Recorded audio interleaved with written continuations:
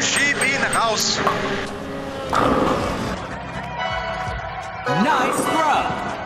This is arguably the greatest controversy and the biggest meme in DTM history. No other catchphrase has managed to catch on as much as this little incident from 2015. It's been repeated and discussed time and time again, but many might have never heard of the story behind this fiasco or know the pinball people involved. So, if I may, let me tell you the tale of Timo Schieb ihn raus.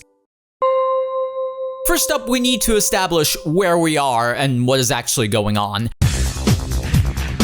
So, in DTM 2015, BMW, Audi, and Mercedes were racing each other on a bi-weekly basis. 2 races were to be run per weekend, with the point system being exactly the same as the one found in Formula 1. And Spielberg, round 5 of the DTM Championship, served as the halfway mark for the season. Would you like to take a guess who found himself in the lead of the title race?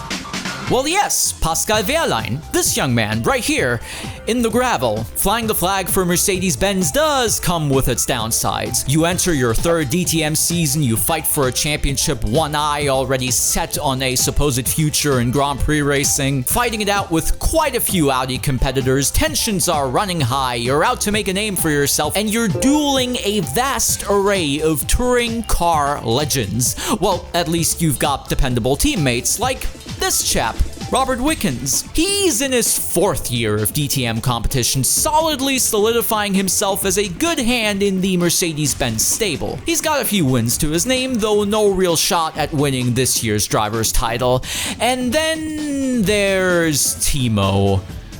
Oh, Timo. He probably shouldn't even be part of this conversation, to be honest. Long before any memes could have been created or heated words would have been uttered, he was arguably the face of DTM's new era. Timo's racing background is rather humble. Go-karting was a hobby for him as a kid, and any steps towards motor racing as a career were to be taken with a substantial amount of risk on behalf of his parents. Yet, he scratched and clawed his way up the ladder, even roaming the outskirts of Benetton's Formula 1 team in the late 1990s. If a few cards had fallen differently, he might have found himself amongst the Jarno Trullis or Alex Wurzes of the time. Still, even without the Grand Prix pedigree, he impressed the right people to end up as an Opel Works driver for DTM in 2000. Their subsequent lack of pace season after season didn't help Scheider's career prospects. His reputation didn't crumble, however, he wasn't perceived as a superstar in the making. Despite being the best placed driver of his brand, he was fired after the end of the 2004 season, leaving Opel to join the FIA GT Championship, only to come back as an Audi Works driver, was about to change that. From 06 to 09, Timo was on fire, right up there with the best of them, clinching not 1, but 2 championships, back to back. He went from unknown entity to nationwide sensation almost overnight. Guess that Nintendo partnership didn't hinder his performance either, or his bank account. Motorsport ist mein Leben. That said, he was never to repeat this level of success after 2009, dropping back bit by bit over years to come. Did he just lose his edge? Were inner Audi politics wired against his rise in DTM? Was bad luck just a continuous companion of the Scheider shenanigans? Who knows, but the fact remains that by the time we get to 2015, his time on the throne had long passed, from conquering king to subsequent serf. So, when DTM rocked up at Spielberg in 2015, Timo was nowhere to be found in the championship hunt. Race 1 of the weekend saw Pascal Wehrlein clinch the position of DTM championship leader. And if things were to go as planned, he should be able to keep it until Sunday night. Oh dear. As if touring car racing wasn't chaotic enough, the hills were alive with the sound of thunder and lightning. The start was delayed, the race was to go underway behind the safety car, and anything was possible. Wehrlein starts in 4th, Wickens behind him in 5th, Scheider in 7th. So the green flag is waved, and to the relief of the fans, we go racing with just over 48 minutes on the clock, and the race is officially underway now.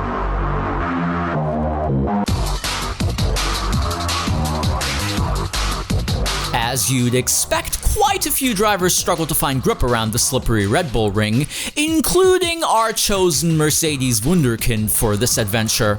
So just got to wheel onto the grass, and once you've done that, it's all over. In turn, Wehrlein found himself deep in the trenches of DTM's ferocious midfield. His main challenger was a Swedish sensation by the name of Mattias Ekström. As the DTM veteran comfortably led the race, he was about to pass Wehrlein in the championship standings, not a scenario Mercedes-Benz would have been too pleased about. Scheider's in for his mandatory pit stop, changing from wets to, well, wets, while Pascal repeats his mistake, dropping back to 9th place.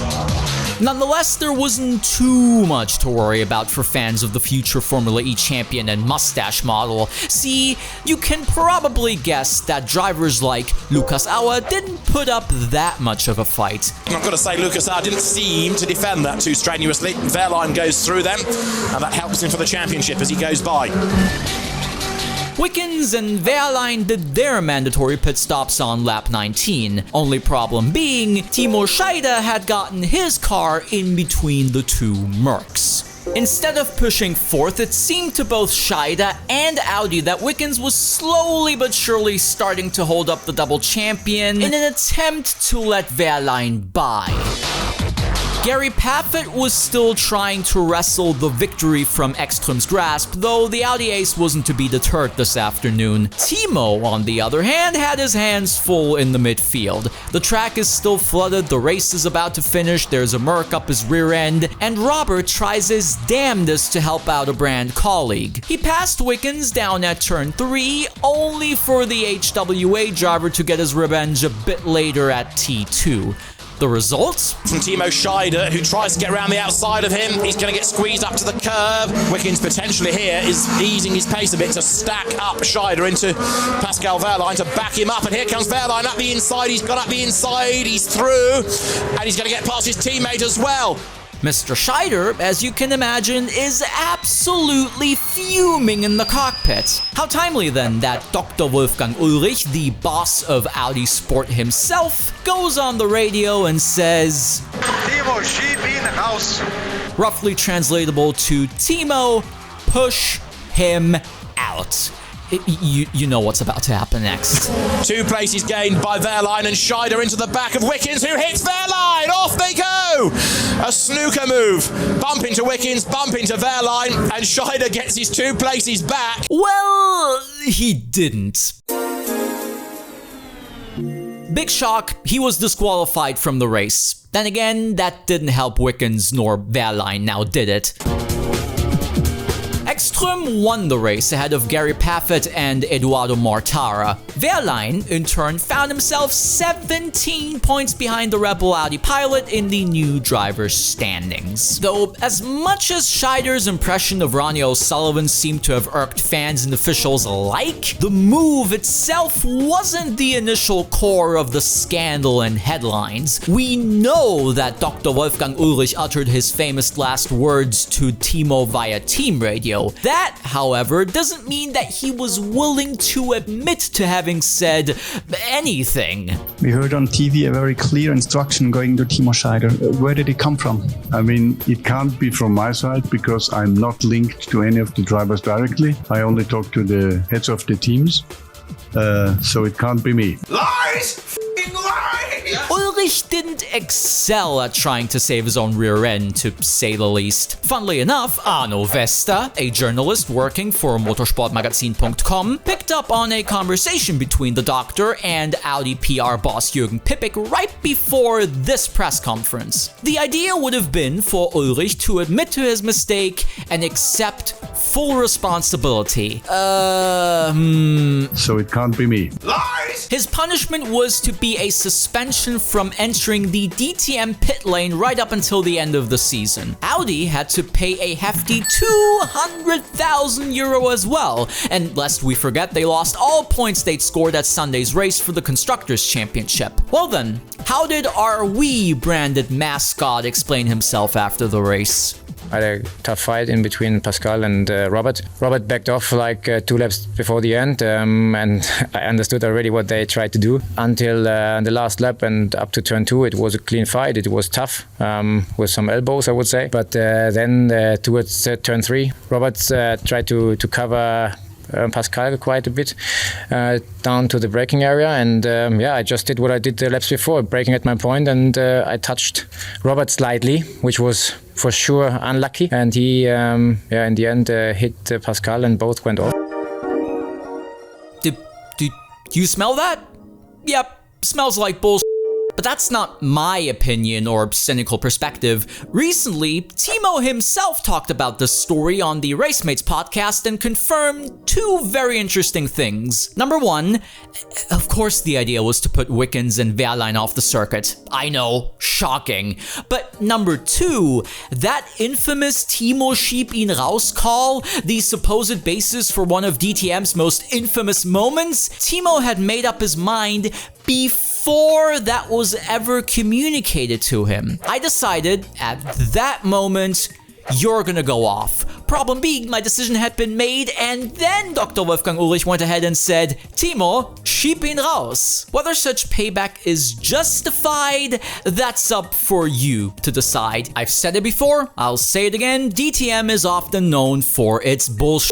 Nobody gets away scot-free in this regard. Fact is, Scheider wasn't allowed to compete next time round at Moscow, and to this very day, many associate him not with Nintendo, not with winning multiple championships, but with this. Not his greatest triumph in over 2 decades of racing. That said, it wasn't as though he'd become persona non grata inside the DTM paddock. Going out to dinner that same night, he stumbled across a group of, 70 BMW mechanics. Possibly embarrassed, Timo was surprised to receive standing ovations from his competitors, applauding him for his bravery, I suppose. I mean, say what you will about the ethics of his maneuver, it worked flawlessly, and who knows, if the radio message hadn't been transmitted, maybe he could have gotten away with it? Maybe he could have sold it as a racing incident? He tried to after the race, it didn't work for obvious reasons, and as much as it has remained a part of DTM lore, it didn't stop Pascal Wehrlein from winning the 2015 DTM Championship.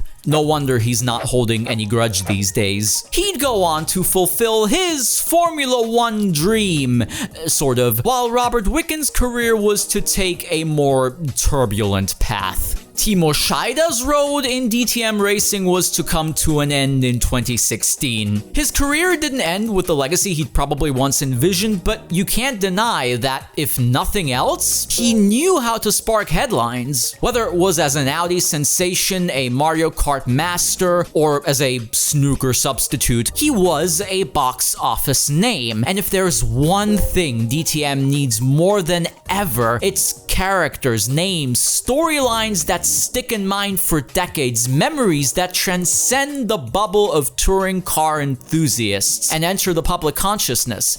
The potential, I'd argue, is still there. Versuch's ihn rein. Ach komm, nein, nicht wieder. Es geht um den Sieg, das gibt es doch gar nicht.